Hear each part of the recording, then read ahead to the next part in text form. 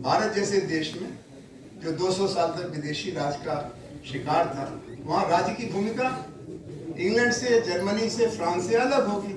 और England, Germany और France में भी राज्य की जिम्मेदारी है कि या तो बेरोजगारी का समाधान करो और नहीं कर सकते तो बेरोजगारी का भत्ता दो, सोशल सिक्योरिटी सिस्टम। तो गरीबी, लैंगिक संबंध और फिर एक जाति व्यवस्था, इसके बारे में धीरे धीरे करके सामाजिक न्याय की तरफ एक राष्ट्रीय सहमति बनी। पहले तो बहुत जबरदस्त टकराहट हुई थी। राष्ट्रपिता महात्मा गांधी तो आमरण अनशन पर बैठ गए कि अंग्रेजों की तरफ से जो दलितों के लिए आरक्षण हो रहा है, इसमें उन्हीं का वोट होगा, उन्हीं के प्रतिनिधि होंगे, उससे हमारा समाज हमेशा के लिए टूट जाएगा और हमारी कल्पना के भारत में, स्वराज में छुआछूत की कोई जगह नहीं होगी। बाबा साहब ने कहा कि आपकी कल्पना का जब होगा तब होगा, अभी तो बहुत भयंकर हालत है और हमारे लिए सामाजिक गुलामी, राजनीतिक गुलामी से ज्यादा मारक है। हमको तो मुक्ति चाहिए। समझौता बना, उसके बाद भारतीय संविधान लिखा गया 1946-49 में और एक स्थायी सहमति के तौर पर आरक्षण का सिद्धांत आया। पहले वो छुआछूत के शिकार लोगों के लिए आया और आदिवासियों के लिए आया, फिर वो सामाजिक और शैक्षणिक दृष्टि से पिछड़े, जिनको हम लोग ओबीसी कहते हैं, उनके लिए भी आया। अब इन वर्गों को संबोधित करते हुए सामाजिक न्याय की प्रक्रिया कुछ वर्गों के लिए, जैसे आदिवासियों के लिए, दलितों के लिए 70 साल से 1950 से और ओबीसी के लिए 1992-93 से चल रही है। उसके कुछ परिणाम भी आए। जिनको हिस्सा मिला वो संतुष्ट भी हैं और आग्रही भी हैं, कहते हैं भारतीय संविधान हमारी आस्था का केंद्र है। जिनको नहीं मिला वो सर्वोच्च न्यायालय में मुकदमा, कहते हैं कि हमको जाति के अंदर आपने रखा, लेकिन जाति के अंदर उपजातियां हैं, तो हमको आरक्षण के अंदर आरक्षण की व्यवस्था करो, रिजर्वेशन विद इन रिजर्वेशन। फिर बिहार में एक नया संकट या एक नया वर्गीकरण आ गया, दलित और महादलित, पिछड़ा और अति पिछड़ा। तो ये सब समाज विज्ञान की चुनौतियां। इनके पक्ष और विपक्ष में होने का राजनीति में तो लाभ है, लेकिन समाज विज्ञान में कोई लाभ नहीं है। तो अब बात को फैलाना तो बहुत, 1000 लोग हैं तो 10,000 समस्याएं हैं, लेकिन मुख्य समस्याएं क्या है? दुनिया का 200 वर्ष तक राज किया। आपको याद है कि पुर्तगाल भारत के एक टुकड़े पर 1510 में कब्जा कर लिया, 1510, और तमाम शासन दिल्ली में उल्टा पलटा, लेकिन पुर्तगाल का कब्जा गोवा पर से नहीं उठा था।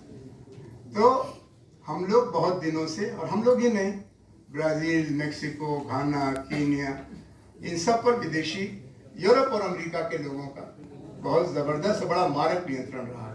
तो उनकी जो संपन्नता है वो जैसे पॉकेट मार होता है ना, उसकी संपन्नता आपकी जेब से निकाल करके हम बहर महादेव या बजरंग बली की जय करते हैं, या शादी में आप नारा लगा, नहीं, नारा नहीं लगाते। नारा तो मजबूरी में लगता है, लेकिन जब नारा नहीं लगाने देंगे आप तो फिर और तरीके हो जाते हैं। इसको आतंकवाद कहते हैं, अलगाववाद कहते हैं। भारत ने उसको भी संभाला है। तीसरी जो बड़ी बात भारत की है वो है राष्ट्रीय संघ का निर्माण, फेडरलाइजेशन। बहुत दिनों तक ये शक था कि अगर दिल्ली में एक पार्टी की सरकार होगी और पंजाब में दूसरे पार्टी की सरकार होगी, तमिलनाडु में तीसरे पार्टी की सरकार होगी, तो भारत की एकता टूट जाएगी। बीच में डर भी था। तमिलनाडु में जब क्षेत्रीय पार्टी एक थी डीएमके, उसकी सरकार बनी और दिल्ली में दूसरे पार्टी की सरकार थी, तो दिल्ली वालों ने तमिलनाडु की सरकार को राष्ट्रपति शासन लागू करा के हटा दिया। केरल में कम्युनिस्टों की सरकार बन गई। तो दिल्ली में रिपोर्ट किया कांग्रेस पार्टी की अध्यक्षा ने अपने प्रधानमंत्री को कि अरे बड़ा खतरा हो गया, कम्युनिस्ट आ गए, कम्युनिस्ट आ गए, उसको हटाओ। आज भारत में दिल्ली में एक पार्टी की सरकार, जो जीता वही सिकंदर। ये दृष्टिकोण आत्मघाती है, क्योंकि भारतीय लोकतंत्र अगर अमेरिकी लोकतंत्र की तरह से, ब्रिटिश लोकतंत्र की तरह से पैसे का खिलौना बन जाएगा तो लोकतंत्र अभी बहुत कच्चा है। ये बाबा साहब अम्बेडकर ने कहा था कि भारत में जो लोकतंत्र का पौधा हम लगा रहे हैं, ऐसी मिट्टी पर, ऐसी जमीन पर लगा रहे हैं जो बहुत उपजाऊ नहीं है। लोकतंत्र के लिए समता चाहिए, लोकतंत्र के लिए बंधुत्व चाहिए, और भारतीय समाज में ये दोनों नहीं है। समता नहीं है, जाति व्यवस्था, स्त्री पुरुष भेद, बंधुत्व नहीं है, वर्ग भेद, इन दोनों का भी निर्माण करना पड़ेगा। ऐसा कुछ मत करना जिससे भारत में विषमता बढ़े और बंधुत्व घटे, सद्भावना घटे। लेकिन फिर भी भारतीय मिजाज में लोकतंत्र धीरे धीरे अंकुरित हो गया और जितने उत्साह से गांव के लोग चुनाव में हिस्सा लेते हैं वो ये भूल जाते हैं कि आज से 70 साल पहले हमारी औकात ही नहीं थी बोलने की। गांव में जिसकी लाठी उसी की भैंस थी, अब जिसका वोट उसकी भैंस हो गई। लेकिन अगर भैंस आजम खान की हो तो पुलिस वाले को खोजना पड़ता है। तो ये जो नया मिजाज है भारतीय समाज का, भारतीय औरत का, भारतीय गरीबों का, भारतीय मजदूरों, किसानों, एक साफ किसान वहां बैठा था। क्या क्या नहीं कहा हमने। पहले कहा खालिस्तानी है, वो सब पागल नहीं हुए, हालांकि ज्यादातर सरदार थे। तो सरदार मतलब पंजाब, पंजाब मतलब खालिस्तान। लेकिन वो नहीं नाराज, फिर कहा आतंकवादी है। कहा आतंकवादी तुम्हारे चाचा होंगे, तुम्हारी बुआ होंगी, हम आतंकवादी नहीं, हम तो भारतीय हैं। फिर उनके ऊपर आंसू गैस छोड़ा, पानी छोड़ा। कहा नहीं, हम अपने घर तभी जाएंगे जब न्याय मिलेगा। हम गांव में जाके क्या करेंगे, वही कर्जा, वही गलत दाम नीति। तो फिर सरकार ने उस नियम को वापस लिया। ये भारतीय लोकतंत्र का अजूबा विकास है, जिसकी आशा बाबा साहब अम्बेडकर को नहीं थी, जवाहरलाल नेहरू को नहीं थी, दीनदयाल उपाध्याय को नहीं थी, राम मनोहर लोहिया को नहीं थी, जयप्रकाश नारायण को नहीं थी। इस तरह से आप अपनी क्षमता दिखा रहे हैं। लेकिन इसका यह मतलब नहीं कि आप समस्या मुक्त हो गए। 7 समस्याएं हैं जिनके बारे में समाज वैज्ञानिकों को अध्ययन करना चाहिए। ये कुछ समस्याएं राजनीति के कारण, कुछ समस्याएं राजनीति के बाहर हैं, कुछ समस्याएं प्रकृति की हैं, प्रकृति और संस्कृति के टकराहट के कारण। तो उनका अलग अलग समाधान होगा, लेकिन अध्ययन करना हमारा जिम्मा है। अगर आपको डायग्नोसिस सही हो जाए, बीएचओ अस्पताल जाइए, आपकी पत्नी, भाई, पति, माँ, बच्चा अस्वस्थ लग रहा है कई महीने से, कुछ समझ में नहीं आ रहा है, तमाम जड़ी बूटी खिला दिया, दवाई खिला दी, उन्होंने डायग्नोसिस करके बताया कि भाई इसको तो बहुत गंभीर बीमारी है, इसको सर्जरी करानी है। उसके बाद आप क्या करेंगे? आप तत्काल उसका इलाज करेंगे। डायग्नोसिस होनी चाहिए। डायग्नोसिस कौन करता है?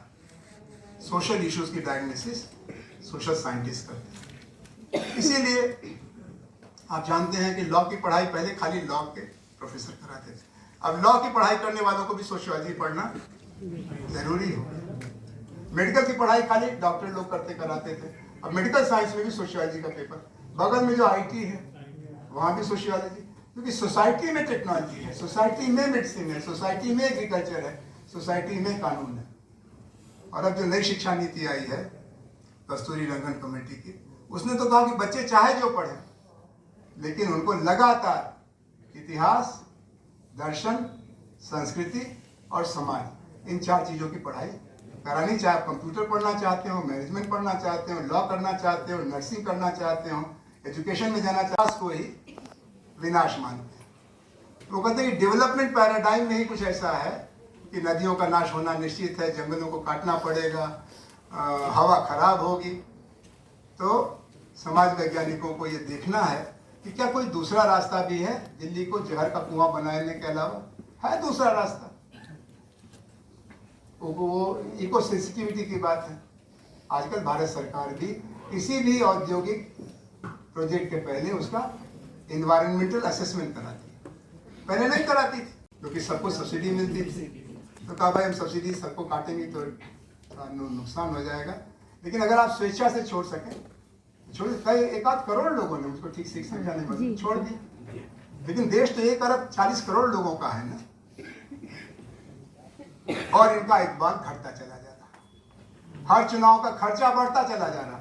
लेकिन चुनाव जीतने के बाद जीतने वाले का इकबाल, बहुत से बहुत अपने वोट बैंक पर उसका असर है, बहुत से बहुत, इससे ज्यादा नहीं।